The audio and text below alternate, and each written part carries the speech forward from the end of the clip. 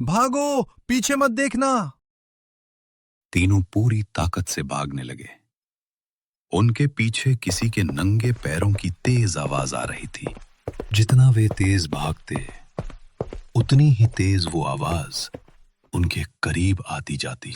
कुछ दूर जाकर उन्हें एक पुराना टूटा हुआ शिव मंदिर दिखाई दिया।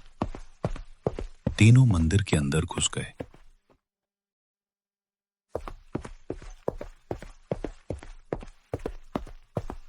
जैसे ही वे अंदर पहुंचे, बाहर की सारी आवाजें अचानक बंद हो गईं। शमशान में फिर वही डरावनी खामोशी छा गई। क्या वो चली गई? पता नहीं, लेकिन अभी बाहर मत निकलना।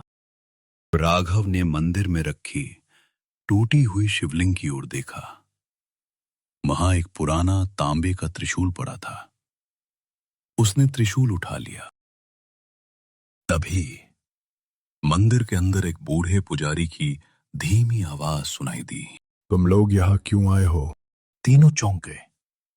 एक दुबला पतला बूढ़ा सफेद दाढ़ी और कांपते हाथों के साथ अंधेरे से बाहर आया। बाबा, हमें बचा लीजिए, कोई हमारे पीछे पड़ा है। बूढ़े ने तीनों को ध्यान से देखा। उसका चेहरा अचानक डर से सफेद पड़ गया। बहुत देर हो चुकी है। क्या मतलब? जिसने तुम्हें देख लिया वो किसी को जिंदा नहीं छोड़ती।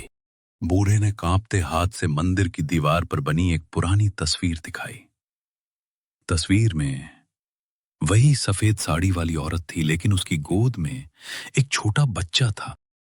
100 साल पहले इस औरत पर झूठा आरोप लगाकर इसी शमशान में जिंदा जला दिया गया था। उसका बच्चा भी उसी आग में मर गया।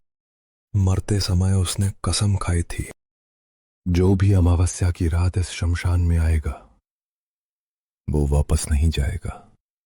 रोहित के हाथ कांपने लगे। अचानक मंदिर की घंटी अपने आप जोर जोर से बजने लगी।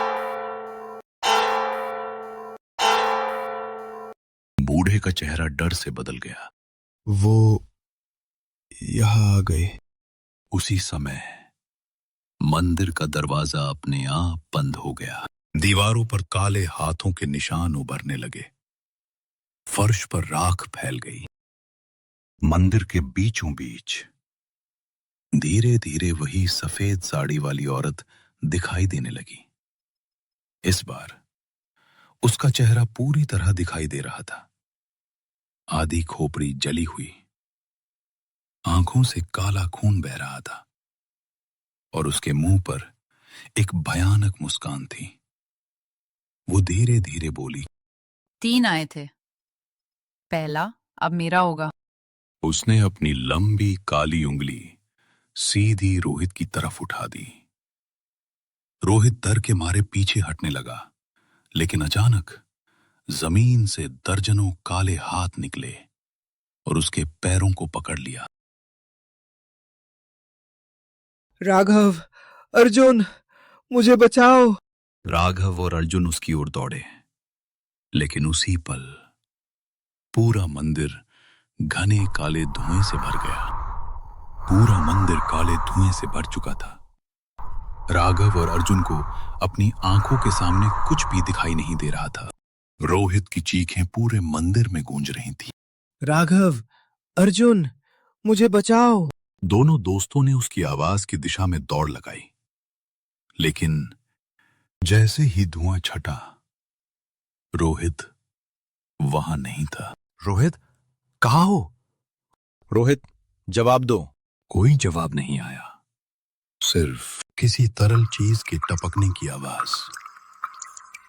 राघव ने कांपते हाथों से ऊपर देखा।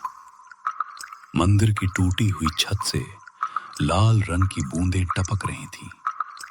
उसने धीरे धीरे नजर ऊपर उठाई और उसका शरीर डर से सुन्न हो गया। रोहित छत से उल्टा लटका हुआ था। उसकी आंखें खुली थीं। चेहरा पूरी तरह सफेद पड़ चुका था और उसके गले पर किसी के नाखूनों के गहरे निशान थे। रोहित। दोनों उसे नीचे उतारने के लिए आगे बढ़े, लेकिन तभी रोहित की बंद आंखें अचानक खुल रहीं। उसके होंठ धीरे धीरे हिले। भाग जाओ, वो तुम्हारे पीछे खड़ी है। राघव और अर्जुन ने कांपते हुए पीछे देखा। सफेद साड़ी वाली वही औरत सिर्फ 2 कदम दूर खड़ी थी। उसके चेहरे पर डरावनी मुस्कान थी। उसके हाथ में एक पुरानी जली हुई गुड़िया थी।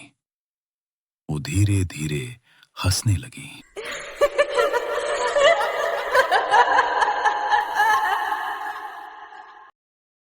अर्जुन भागो।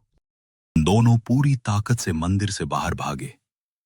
उनके पीछे वो औरत जमीन पर नहीं चल रही थी, वो हवा में तैरते हुए उनका पीछा कर रही थी।